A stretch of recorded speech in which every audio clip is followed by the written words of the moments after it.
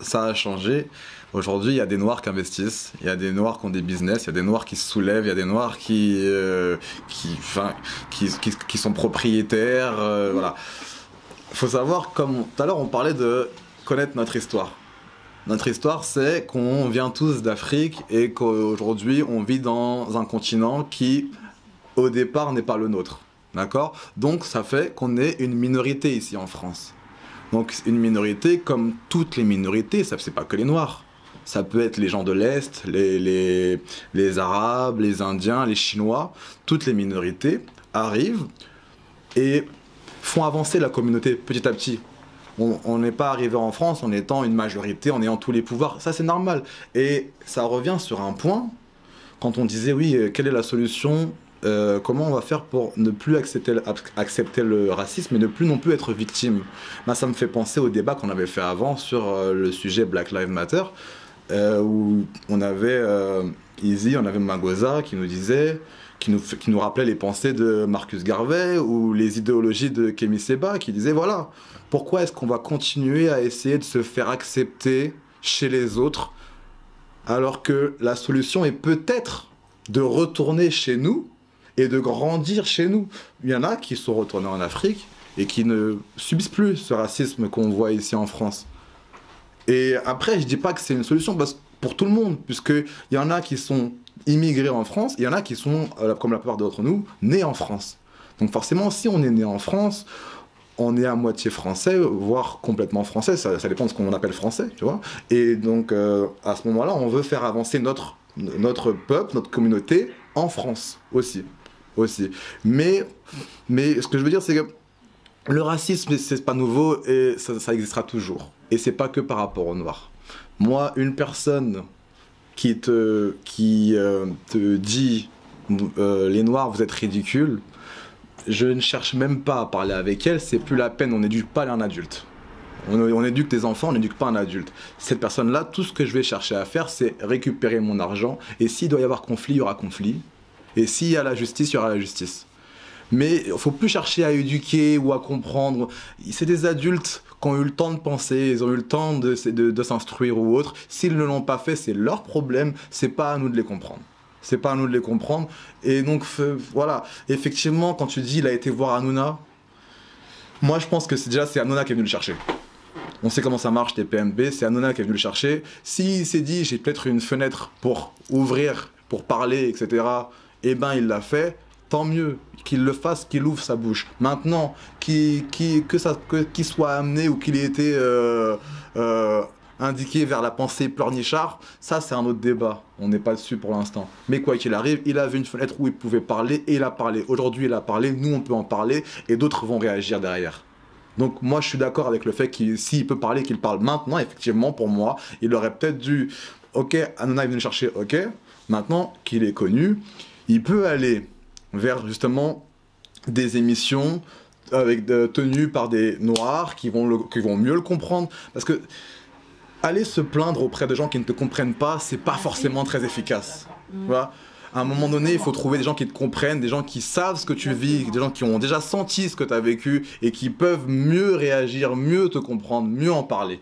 Tu vois, voilà, c'est ça. Mais justement, je rebondis un peu sur ce que Soli et Cyril vous êtes en train de dire. En fait, c'est vrai qu'en fait la vidéo en soi de la personne en question qui est en train de se filmer, qui a filmé la conversation et tout, c'est vrai que bon, quand tu le vois, Cyril Hanouna il pleure, tu te dis bon, ça aurait été moi, peut-être j'aurais été faire sortir mon image et tout un peu comme ça, bon c'est un peu bon. Chacun vit ses choses à sa façon, mais bon, je trouve que c'est pas une bonne façon, mais bon. Mais c'est quelque chose de bien ce qu'il a fait. Parce que quand même, on est né ici comme il dit, et la communauté en fait elle est partout, elle est chez nous tout comme elle est partout dans le monde. Donc il faut se défendre partout, de chez nous tout comme partout dans le monde on va dire. Et par rapport à ces choses là, comme je dis, en fait, Cyril Hanouna, j'ai rien contre lui. On a tous compris, lui-même le premier, tout le monde, toutes les personnes qui viennent dans ces émissions savent que lui, il est là pour faire de l'audimat, il est là pour faire de l'audience. Maintenant, toi, quand tu pars là-bas, il faut te servir de cette audience.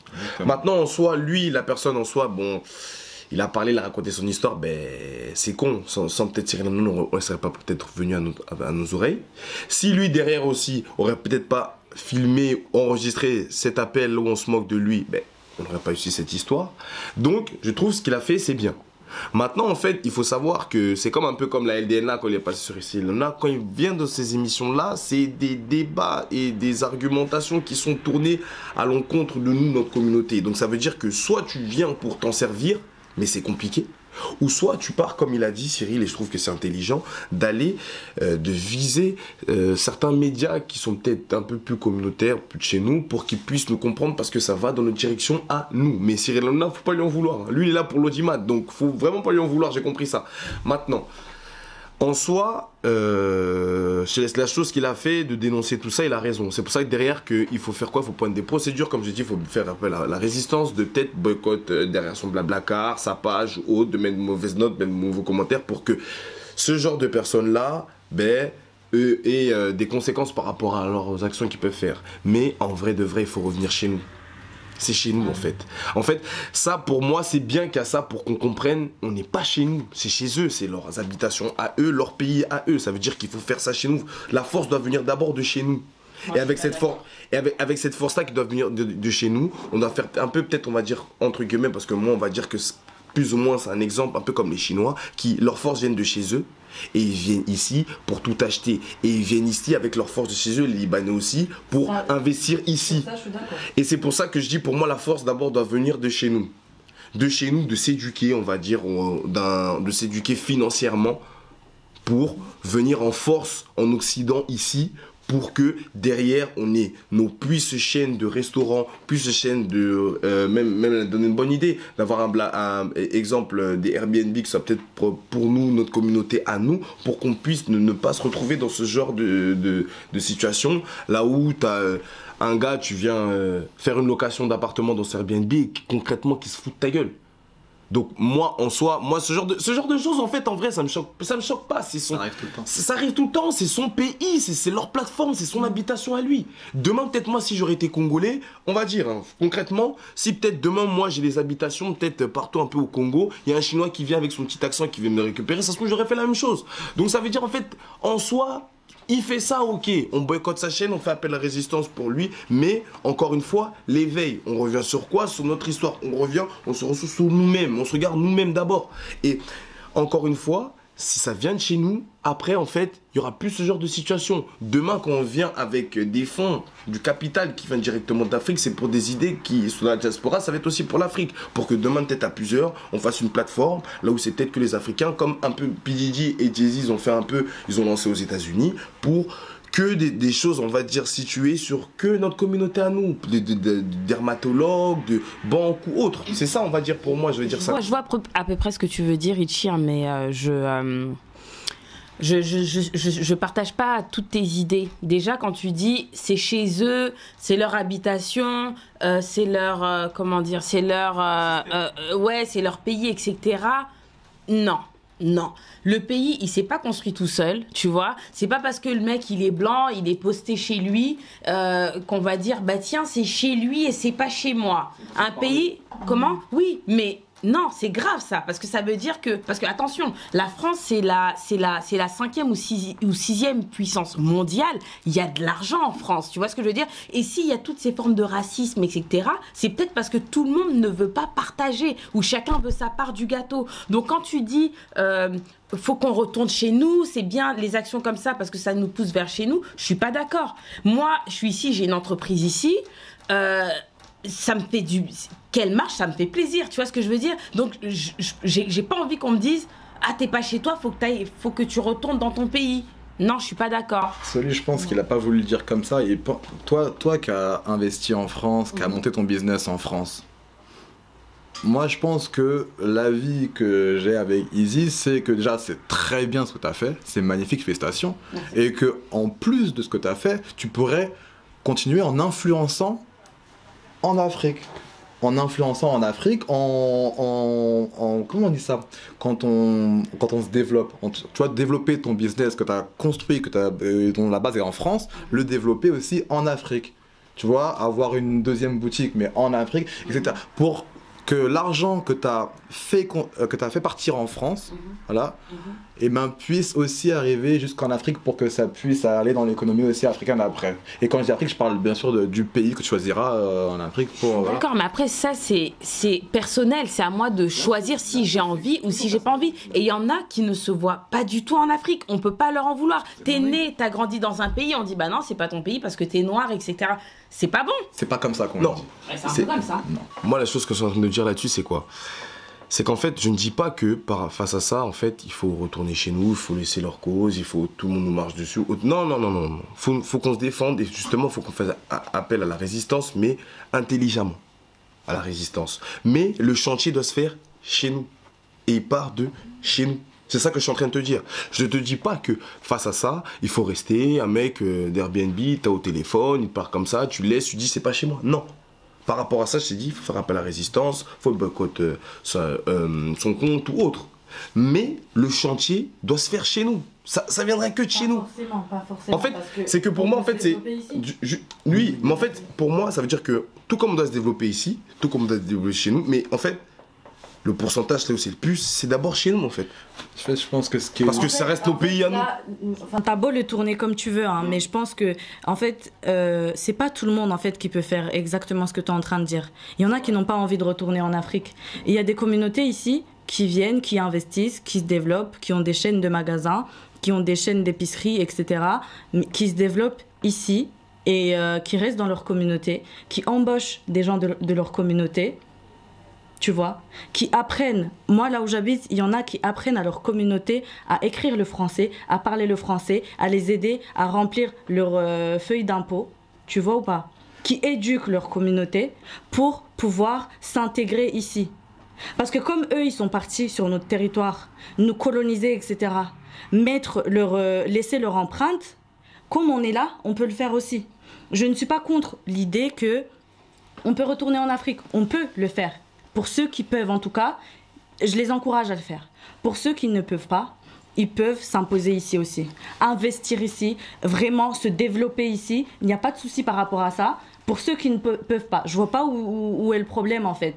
Et s'éduquer mutuellement, si on a des lacunes au niveau financier, comment prendre des crédits, comment trouver des investisseurs, etc., qu'on s'éduque. Qu'on ouvre des agences de consultance, je ne sais pas, je dis n'importe quoi, peu importe, qu'on ouvre des agences de consulting au sein desquelles on apprend à nos frères, à nos sœurs, comment faire, tu vois. Mais en étant ici, pas forcément qu'en Afrique. En Afrique, on peut y aller, construire des maisons, etc. Je suis d'accord avec ça. Mais tant qu'on est ici, on peut aussi se construire.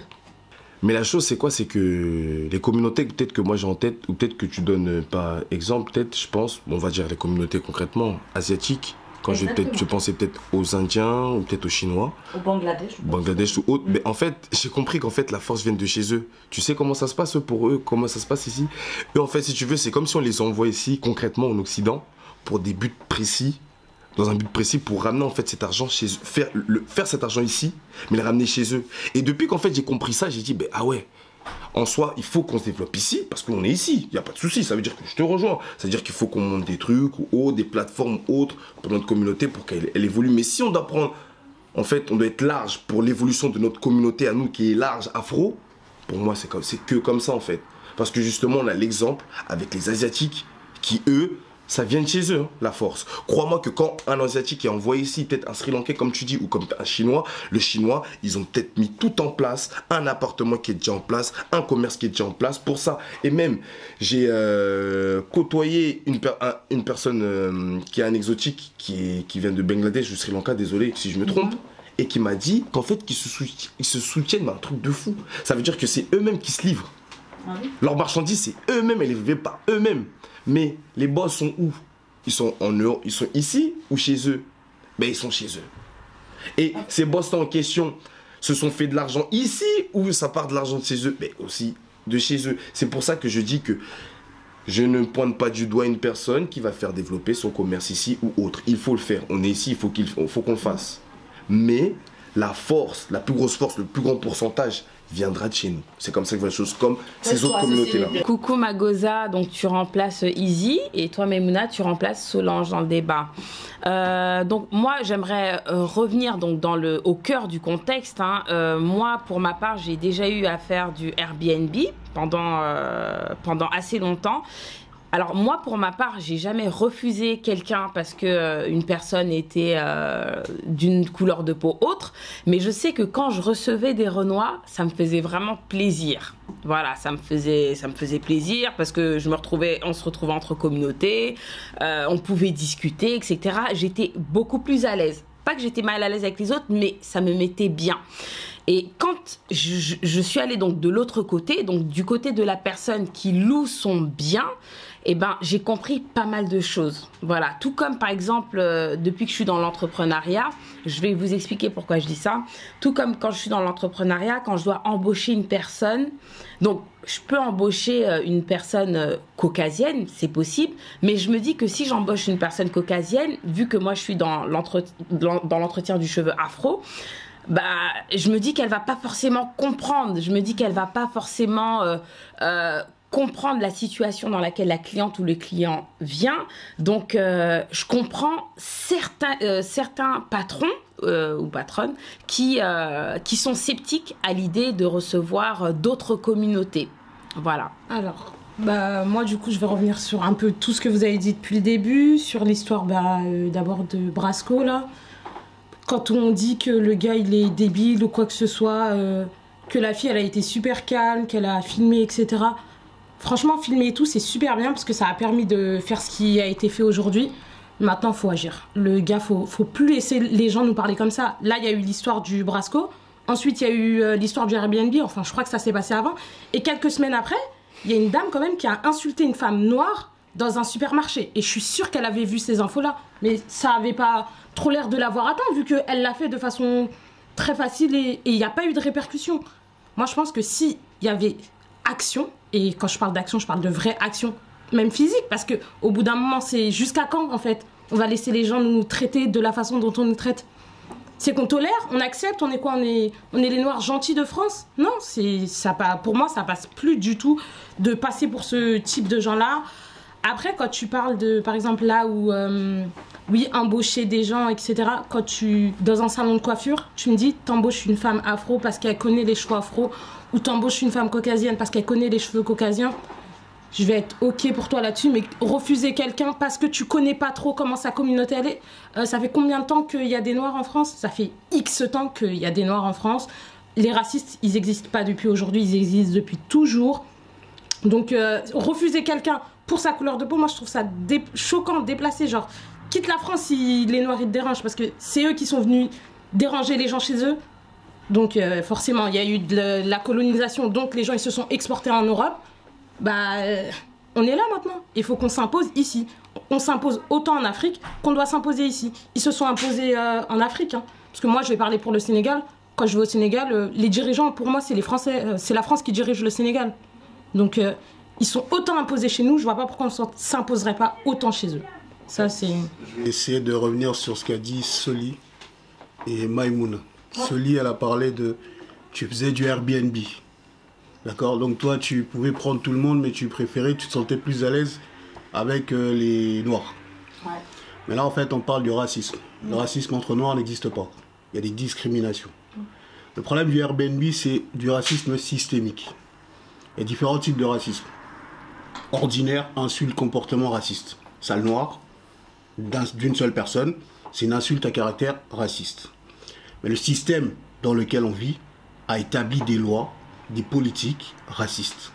C'est pour ça que je dis que nous, on ne peut pas se mettre à la place de... On ne peut pas inverser l'agresseur et l'oppressé. C'est ce qu'ils essaient de faire. L'agresseur devient l'oppressé. L'histoire est nécessaire, comme l'a dit Izzy.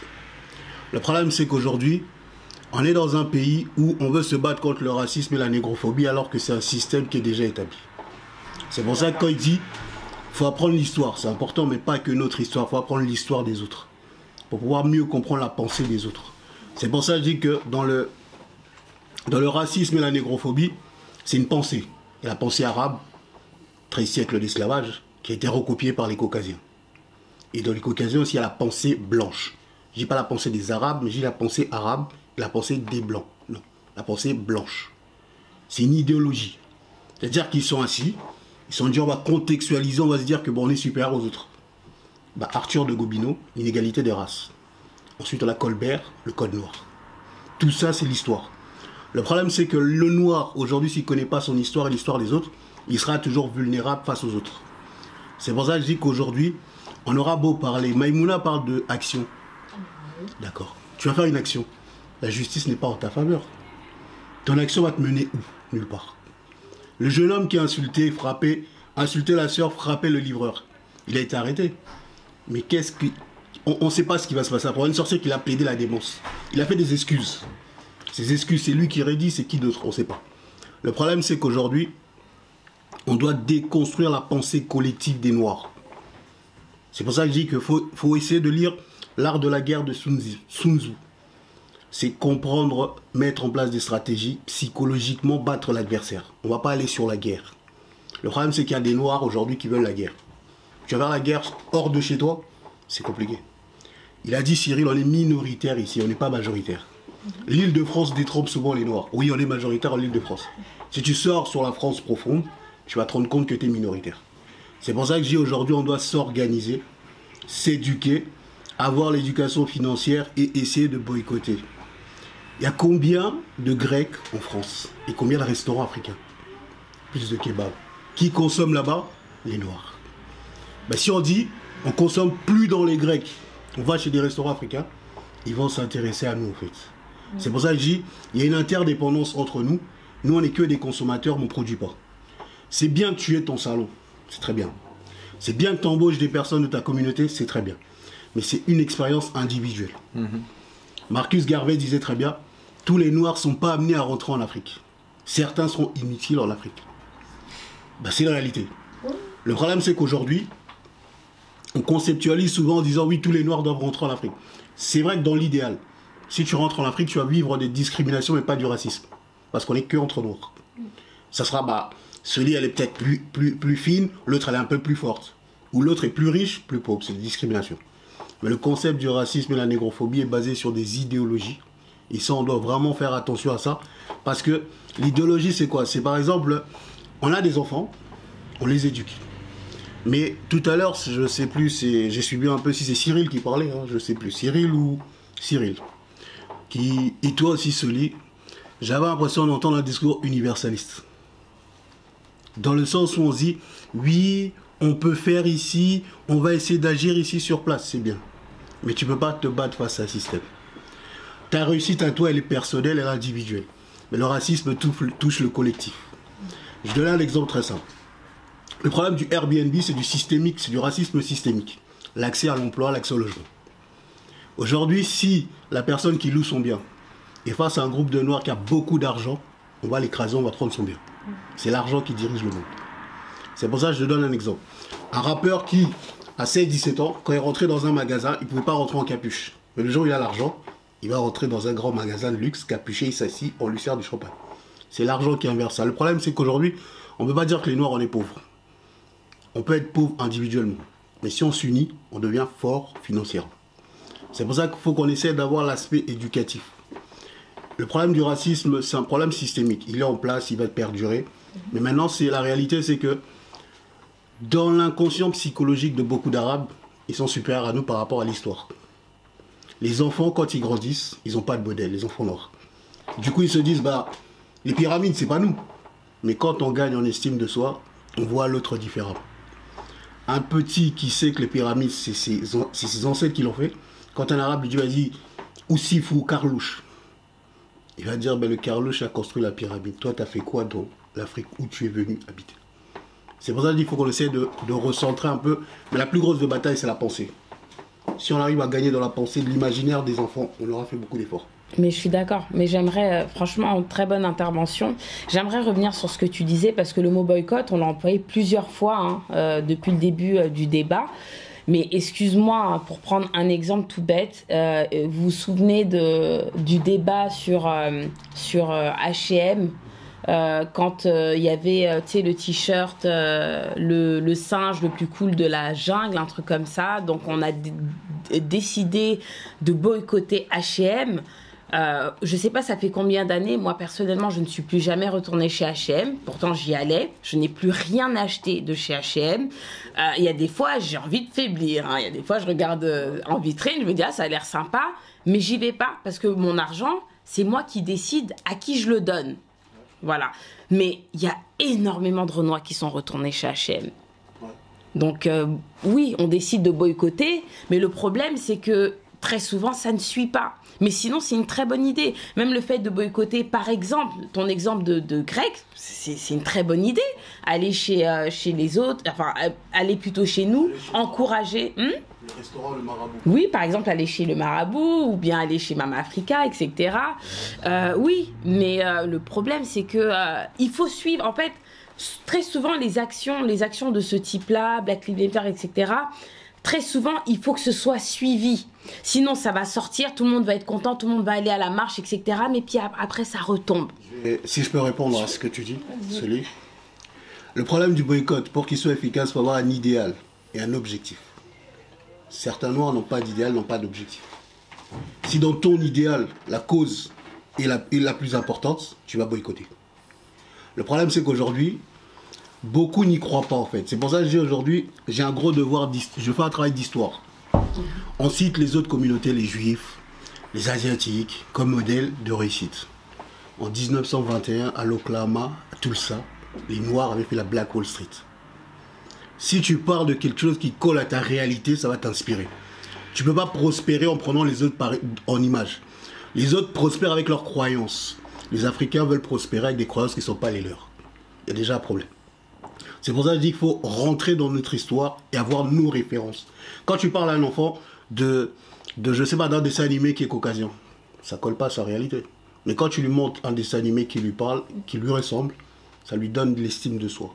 C'est pour ça que je dis aujourd'hui, quand je vais dans des écoles, je parle avec des enfants de moins de 12 ans, je leur dis Toussaint l'ouverture a battu Napoléon, les pyramides c'est nous, les 9 brevets informatiques c'est nous. Ils regardent leurs collègues différemment. C'est parce qu'on doit leur donner beaucoup d'estime et leur booster de connaissances. Mais le problème, c'est que vous avez parlé tout à l'heure, parce que moi j'écoute et j'entends pas, vous avez parlé de justice, de médias. Le média caucasien ne parle pas de tes réalités. Tu verras dans un plateau télé en Europe, c'est 4 caucasiens qui sont assis qui parlent du racisme. Ils l'ont jamais vécu. Mais ils vont dire oui, en fait, ce noir-là, il a fait ça, oui, c'était exceptionnel. J'ai un ami à moi, quand il a vu Michel Zecler se faire tabasser, il m'a envoyé un audio sur Instagram. Sa voix est tremblotée en fait. Je dis pourquoi tu trembles? Il me dit c'est exceptionnel, je pensais pas que c'est possible. J'ai dit ça c'est la vie d'un noir en France. C'est pour ça que je dis que les réalités doivent nous parler. Tu peux pas aller chez Cyril Hanouna. Moi si je vais chez Cyril Hanouna, il va plus jamais m'inviter. Je vais pas faire du politiquement correct, mais je vais rester poli. Parce que le problème c'est qu'on veut l'approbation de ceux qui nous oppressent. C'est pour ça que je dis par exemple sur le cas de Sergi. La négrophobie en France, c'est la brigade anti-négrophobie. Et non la LDN. On a eu une guerre qui s'instaure entre nous sur une cause qui est légitime. C'est pour ça que je dis qu'à un moment, il faut qu'on s'organise dans cette structure. Il y a une action raciste, il y a un groupe de noirs qui se déplace, la dissuasion, c'est pas de la violence. Le problème, c'est qu'on ne peut pas faire de la violence alors que le système établi ne sera jamais en notre faveur. C'est pour ça que je dis qu'il faut qu'on se questionne sur tout ça.